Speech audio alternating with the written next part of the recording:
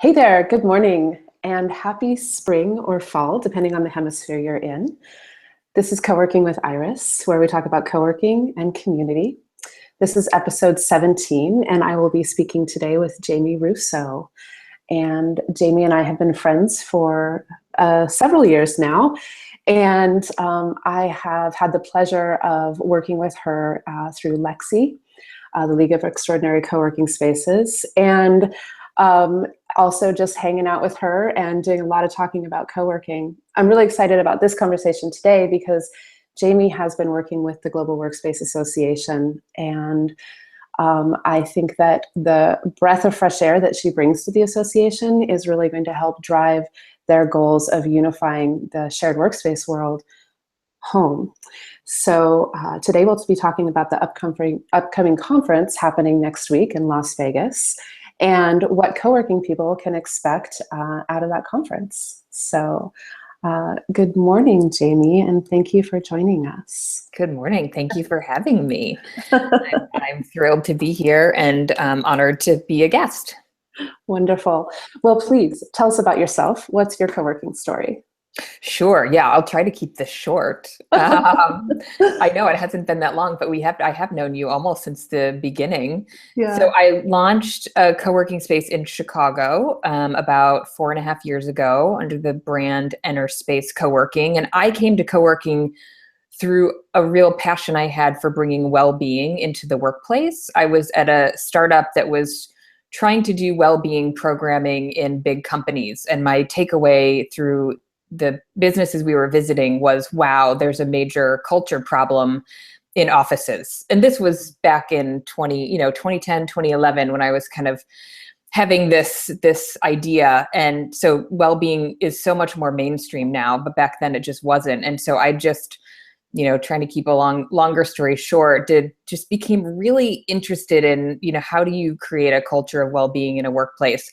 And found the concept of co-working. And I said, well, I could make my own workplace and figure this out and create a space. So for people who have the choice around where they work, I could give them a place that really, tries to create that from scratch. So, for me, that was a lot of experimenting, and, we had a yoga studio and a full kitchen, and eventually we had a chef, and the whole concept of co-working, I think, is very well-being focused in general. Mm-hmm. I probably don't need to preach that to this audience, but, and then my path, so I moved for family reasons to the West Coast and was fortunate enough to open a location in Palo Alto. And that's kind of where my relationship with the more traditional operators happened. So I met Scott Chambers, who is the COO of Pacific Workplaces at Juicy in 2012, I think.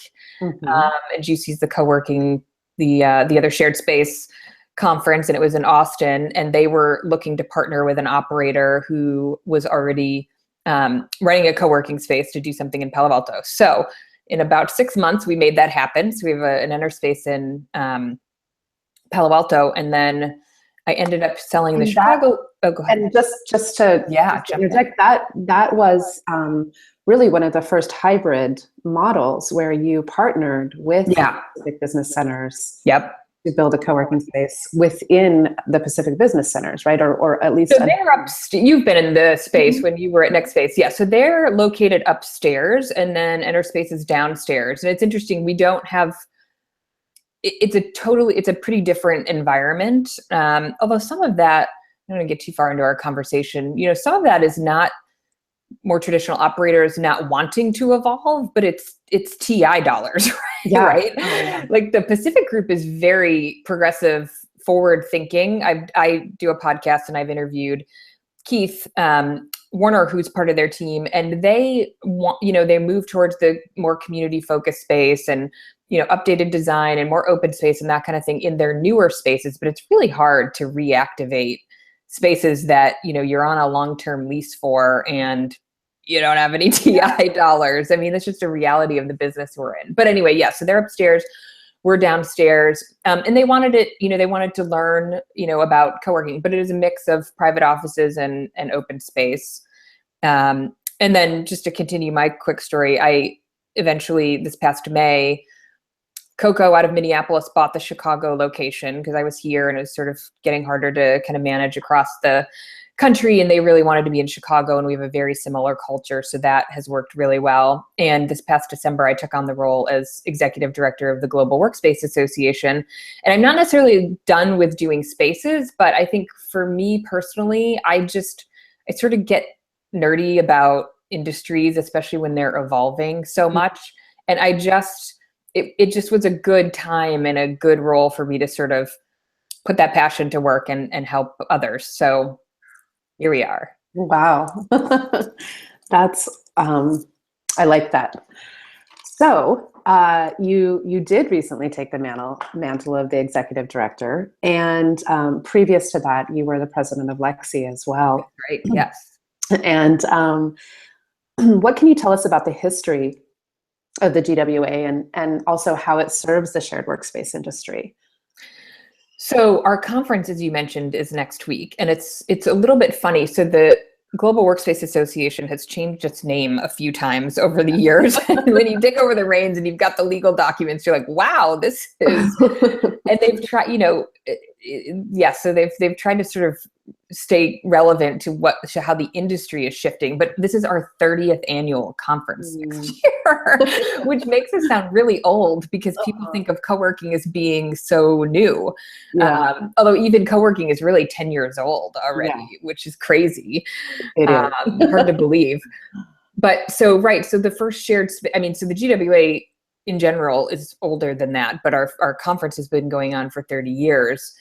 And part of bringing me on was really an effort to sort of make sure we stay current and serve the current marketplace. And I think there are certainly so it's the Global Workspace Association, and we'd love a sexier name, by the way, if anybody has ideas. We haven't come up with it yet. It's better than the OBCAI. Totally right. Yes, there have been some less hip historical names. But I think so. Historically, the membership is made up of a bit more traditional, like business center, executive suites type members, but that has shifted a lot over the last few years, and I think that's just a reflection of the marketplace shifting. So it used to be, we went through a very, a short period of sort of an us versus them time where I think the traditional folks sort of thought of themselves, or and vice versa, sort of there's the coworking and then there's a traditional workspace. And, now it's the us versus them is really, I think the us is a shared space operator and the them is our members. Mm-hmm. And the role of the association, and I think all of the members within the association, no matter what type of space they operate, want to be current and relevant and serve the market as it evolves. And there is so much change going on right now that's really, we are here to serve the members who are trying to keep up, because it is a little bit challenging. Like the example I mentioned with TI dollars, you build a space and it could be outdated, somewhat quickly, just because design is changing so much. And I love this term. I hope it's not overused yet, but the consumerization of workspace. It's like consumers are learning about what they can expect from a workspace. And as they learn, their bar gets set higher, right? So when they walk into a space, they expect, a level of amenities, a level of design, along with the level of community engagement and events and some hospitality from the staff. So it's like how I think our role is helping everyone figure out where they fit across those spectrums and how do they design a space that fits their passion and their calling, but also serves a marketplace so that the two can kind of come together and, be profitable and be sustainable. So I think that's really the focus of our role versus what type of space do you have? It's helping people, give them the resources they need to stay relevant and decide what is the right fit. Where do they play in the marketplace? Right. Yeah, really good point. And I really like that perspective that you're bringing. So, back in, I want to say it was 2010, I met actually Carolina Rendiero, who was then the president of the OBCAI, which became the GWA. as well as Laurent at the same time in Chicago when Turnstone put together one of the first co-working summits. That's right. And brought a bunch of us out there to talk. And there was a lot of discussion during that summit about, as it were called at the time, that kind of the hippie versus the man, like co-working versus office business centers. And we, of course, walked away from that 3-day weekend feeling like there was so much more common ground than there was not, or differences. But I think it's still taken quite a bit of time for the co-working world to really see ourselves as in the same industry. A lot of times because we tend to be, in my opinion, we sort of tend to be the people who shirk the sort of typical path of life and do things, go it our own way. We're the mavericks. And so to be the maverick means that we sort of have to shun the traditional, as it were. At the same time, I have really found that there are many people who can really understand the benefits of having sound business practices and the ability to upsell different types of services to keep their bottom line going and sort of basically keep their co-working space open, while they also focus really deeply on building community and on providing very strong and high value to their members through the lifestyle that the co-working space offers. So I'm curious, given that there was a divide, or there has been a divide in the past, how do you specifically work to reach out to the people in the co-working world to show that that you are a bridge builder and that you are really a group of people and an association that can offer benefits to everybody? Yeah. So, I mean, the first thing I'll say is that is certainly an ongoing. I'm echoing a little bit to myself. Can you hear an echo? Oh, nope, can't hear the echo. Okay. So that is an ongoing journey, I think. So I started in December, and there's always that sort of transition curve when you start a new role of figuring out what the heck you're doing and how to get it done.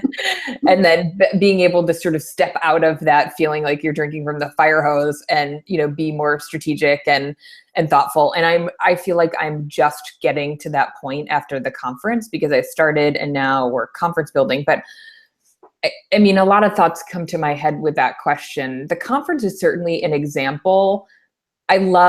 So there are a lot of things that we need to be able to do as an association virtually, because you just can reach more people that way. I'm super excited about the conference because it's like whenever you get people together, it's you can make change happen faster and make connections happen. And this conference I'm excited about because I think there is a really good mix of attendees. So lots of people who've been to conferences for a number of years, which means they're more traditional operators. Now, lots of co-working people who classify themselves as co-working space operators, brokers who all of a sudden have practices devoted to Swearingen, Colliers, Perkins and Will, like CBRE, like they have practices devoted to helping shared space owners, expand and do research. And it's amazing the resources that are out there.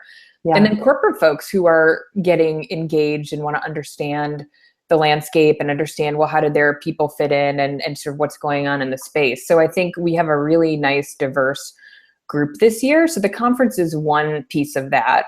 It's interesting. So I think underlying, we probably all recognize that we're running, if you look at P&Ls and take everything else out of the picture, like it's the same business, right? Yeah. So, we're leasing space, we're reselling it, and we may sell some services, and, we have all the same expenses, and we have different cultures and titles and all those things. Even that, I think it's just really, migrating. And there are so many examples, even ecosystem, which you work with in San Francisco, offices, open space, just like structurally looks pretty similar. But once you get on the inside, it's your personality, it's Megan, it's the people who are associated with that. Wait, I'm blanking on the gentleman who owns Charlie. Paul. Paul. Yes. I mean, Paul, right. If you meet Paul, like he's Right. even for co-working. Yeah. The pieces that you sort of bring into that can be different than a more traditional space. But the interesting thing, again, going back to sort of the marketplace, is that traditional spaces still have a market, right? There's still consumer demand. There's still attorneys who want really traditional spaces and don't want, really funky art on the wall that's changing every month. And, that's why I think, and at the conference, so A, we've got like a nice diverse group. And then B, I think a lot of the content is focused on sort of like issues that everybody thinks about, right? Business issues, and then sort of making some of those bridges. So Iris, you're running a session on helping people who want to become more community focused figure out how to make that journey. And I'm excited about that because there are a lot of folks who've email me and say, I want to understand the community manager role. My manager just left and I want to move in that direction. What does that mean? What does a job description look like? What does that mean culturally? So there's a lot of interest in that from the more traditional folks who have not come from, that mindset that the co-working folks come from, which I think is really neat. And then you have people who, like Laurent, who's the CEO of Pacific Workplaces, who've been running, they have 15 locations and they've been doing this for years and very successful. And they are running a business. But I don't want to keep running on. I do want to give one more sort of example about the bridge that I think is sort of an ongoing process. Is we did a webinar last week that Karen Condi ran, and she's a consultant in the space, and she's traditionally done a lot of work with the executive center. She started to do more co-working work, but the webinar was on phone myths, like sort of busting phone myths. And almost the full list was more traditional operators, like of attendees.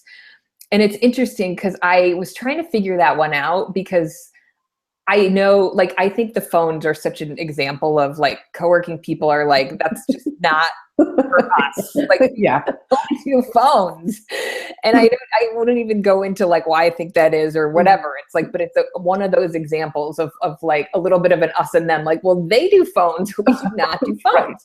Right. And yet Karen give these examples of, and again, this may be a slightly different clientele, more attorneys, that kind of thing. But like, her average center that she'll help manage will be 15,000 square feet and they'll have $1 million of revenue in a year. And $100,000 of that revenue will be phones. Wow. Yeah. But we're just like, we don't do phones. We don't talk about it. We don't care if it's $100,000. Like, it's such a funny thing. And I was sort of picking her brain about like, why did like basically no co-working operator get on this webinar? Right. So it's an ongoing process of like some of those things, like, in person, like if I'm at a Lexi meeting, I could sit and have a conversation with people about phones and mail service. Like that's another thing. They make tons of money on virtual mail. And so we can have those conversations in person. It's hard via email to find the right sort of, so it's an ongoing thing. And we want to start doing more regional events so we get more in-person time with people so we can start having some of these conversations. But so some things I think are easier, like at a conference, you can start to really find content that plays across, and then you get like a webinar, like the phones. Right. Right. And I love that you brought up the example of phones because I was thinking, excuse me, I was thinking as we were speaking earlier that it really is about what is the right space for everybody. And, across the co-working world, we've been saying that for a long time, but it extends to the more traditional business center model because it really is about what is the right fit for this person. And I find the phone question really compelling because I'm pretty sure that most co-working spaces out there would have at least one member that would like to have a phone. Right. For them. Oh, I mean, Karen says 60, when she sells phones, she gets 60% opt-in. Like she includes it in the sales process. And that's why I think I'm like, I want somebody to test this because I want to know what the opt-in could be if you tried. Yeah. Yeah. One of our members at Next Space, when I was working at Next Space, one of our members at our founding space there was a VoIP telephone service. He provided VoIP service. So we he said, is this something that you think other members would be interested in? And we opened it up, and lo and behold, he had members across the majority of our 9 locations who bought VoIP service through him. Now, that was a beautiful co-working magic story because it was coming from a member. Yeah. But I'm pretty sure that there would be at least one person who would prefer a VoIP phone over a cell phone. Yeah. In that experience. And even the services related to it, like the phone answering and all the things that can sort of those are the other things they sell that we don't do, but everybody wants to be more professional or have, faster customer service or, all those things. So it's funny. So we'll make some progress on sort of bringing that. Yeah. But well, so we talked a little bit about the conference. The format is very different from a Juicy format, but there's also a lot of similarities. So what are you most excited about next week besides the work being done by Friday? Right, totally. No more. I had an exhibit. Somebody emailed me this morning and wants to exhibit. Oh.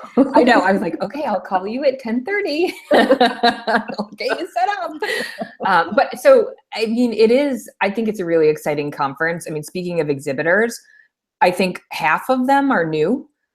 So there's so many new providers in the space trying to solve problems, which I think is really exciting. So what kind of problems are they solving? Well, so there's a couple of people, one attending, one exhibiting, like the community communication platform. So there's one called Group Blue that Pacific Workplaces is piloting, and we've been piloting it at EnterSpace. We've seen it a little bit. We haven't launched it to our members yet. Bisner is attending, and they have a platform as well that I know Kovo is using. I think they're getting some nice pickup in Europe. And Group Blue is actually out of Poland as well, which is funny, kind of 2 European companies. So Cover Wallet, which does business insurance. Have you heard of it? Yeah. Yeah. So so not super sexy, but we all require, I don't know, I'd say most operators require business insurance. We have no way to track it. We have no way to help our members get it. We just know it's in the agreement. Everyone signs it. They don't do it. So these guys have like this attractive platform and, really helpful. So they're there. So Yankee Candle Scent Systems, they do custom fragrances. They do like Abercrombie and Fitch, and I don't think they do the W, but when you go to the W and you just you smell the W smell. So you can bet EnterSpace is going to have a custom fragrance. I'm excited about that. So those are a few. I don't want to spend all our time talking about that, but so the format of the conference, we don't do any unconference, but we are doing more breakout sessions this year, which I think is great. So less sort of sitting and listening to panels and more engaging and sort of digging into real business problems. Like your session's a great example. I think people who really want to be more community oriented, it's something that they'll have takeaways they can go back with their team or, kind of work on that plan and implementing that. Evan Oder from Find Workspace is just doing one on the digital marketing toolkit. I find it very difficult to stay up on all the things like Google related that you're supposed to be doing. So again, just really practical, relevant stuff. And then from a bigger picture perspective, again, the focus on, I think, for everyone at this time is really how do I stay current and relevant because the industry is changing so quickly. And so we have some panelists like Nick Levine from Verizon, who's working with Benjamin from Grind on their partnership and understanding, okay, how are corporations thinking about these partnerships and putting people in co-working spaces? Delos is coming. They are a passion of mine. And hopefully everyone else will get value out of it. But they do well spaces and well meetings and well building certifications. And the whole well-being thing is just becoming really mainstream. And so how do we think about that in terms of our space from a practical perspective? And then a couple of architect designers, BVN and Unispace, and then West Elm is coming. They're going to sit on the design panel, which they have a whole new workspace line, which I think is so interesting. Again, just as a sign of the evolution of the industry, a retailer has decided to make workspace furniture. So they're going to come and talk about, what they're seeing and just really help people see, my hope is that the conversations are really practical and helping people say, okay, what are the things that I want to do to evolve my space? Not just like, oh, these things are happening in 5 years and I need to be aware of them, but like really understanding what the trends are and how to sort of move as the consumer's expectations are shifting. Yeah. So. And so for me, the value of the conference, as you mentioned, is sort of in the conversations with and the relationships that I develop with people. Do you anticipate there to be a fair amount of co-working people as well this year? We have a great mix. You're going to be there, which is great. Yes. And I won't go through kind of the list, but it is a stronger mix than we've had historically. And also there are a lot of co-working spaces. This is where I think sort of that the us versus we starts to disappear. Like Enterprise 280 in Denver. They're in Lexi and consider themselves to be a co-working space. They're 60,000 square feet, right? Wow. So, they're there. They were there last year. We've a number of spaces from abroad that are coming. Same thing, like they're doing big spaces, but they're very sort of, they consider themselves culturally to be co-working. So I think those folks also feel comfortable with the GWA culture. Mm-hmm. The other piece about the culture of the conference, and I know you've been before, but it's very social. Yes, incredibly so. Right. So they do all the meals together, the entertainment's on site, like the whole deal is like you're sort of all in. Vegas, I think, will be a little challenging because people will be tempted to be wandering off, but hopefully that's later in the evening. One change we're making this year is we're not doing any programming during lunches. So historically, the GWA has done like awards ceremonies and things like that. And I said, people need this time to make those connections. Yeah. And like we have so much passion for the content that we want to bring together for people, but we need to create that space for all those conversations. Right. So lunches, coffee breaks, and then the evening, we have evening activities. The Wednesday night, we have a cocktail reception outside on the patio. And then Thursday night, we have a 70s dance party down by the pool, which I'm super excited about. So there will be, lots of time for those interactions, which I think will also help sort of with the mixing and melding. Wonderful. Well, I think my last question is, I've had an invitation to a first-time attendee reception with the board. So what takes place during this mixer? So we try to recognize that for somebody who's new to the conference, there's certainly a contingent of folks who've known each other for a long time, and it can be a little bit overwhelming if you're new to the industry and new to the conference. Mm-hmm. So we invite new attendees to we're serving champagne. We're also serving sparkling water for the non-drinkers, but it's a toast to the folks that are new and making the investment to come and interact, and they'll meet the board members, but also just meet each other. And then we have our host committee for the conference. We've tried to do our best to match new folks with buddies. So a buddy for the conference, you can introduce them to people and make introductions and try to help make those connections. And especially, like I said, like you've been before, you also know a number of people who are coming, but we'll have new attendees who are just totally new. So helping them kind of have someone to bring them along and help them get up to speed more quickly on the social aspect of the conference. Yeah, well, what I hear you saying is that you're onboarding the new community members. Yeah, I was going to say, it's like an orientation for new members. Totally, yeah. How co-working of you. Yeah. Wonderful. Well, so what's next for you, Jamie? Oh yeah. So once we get through the conference, I sort of have been thinking about my life as like pre-conference and post-conference. Hopefully the Bahamas or something like that. I know, right? Yeah. No Bahamas plans. I mean, we have a lot of work to do. You and I talked before the call. I mean, the association, we talk about a lot of things changing in the co-working industry. Associations in overall are trying to figure out their role. Mm-hmm. There's so much information and access to resources out there. What's our unique value proposition? How do we best serve our members? I mean, right now, on like a co-working space, what do people want? Do they want happy hours? Do they want in-person events? Do they want members forums? Like we've done a lot of those things this year, but really figuring out what people want and how we can best serve them and help them run better businesses and stay better connected. So we have some programming plans for October, November, where we're going to get out to a few different cities and do some events. So we're focused on that. And then just kind of our overall model and figuring out, 2016, 2017. Yeah, wonderful. Well, Jamie, it's a pleasure talking with you today. How can people get a hold of you to learn more about the conference, or where can they learn more about the conference? Yeah, or if you want to exhibit. So my email is jamie@globalworkspace.org. The conference website is conference.globalworkspace.org. And then we're on all the social sites at GWA Assoc mostly, which is sort of complicated. But if you go to the website, you can find everything from there. And thanks for having me, Iris. This was a really fun conversation to have, and I'm looking forward to seeing you next week. Yes, me as well. And giving you a hug. Sounds good. Thank you. All right. Well, thank you so much for joining us today. And for other episodes, you can go to coworkingwithiris.co, where you can also subscribe to our podcast. Please keep doing the great work you do every day. Join me next week. I will be coming at you live from the GWA Conference. And so be talking with guests out there, and you can learn more about the GWA Conference directly from them. Thanks so much.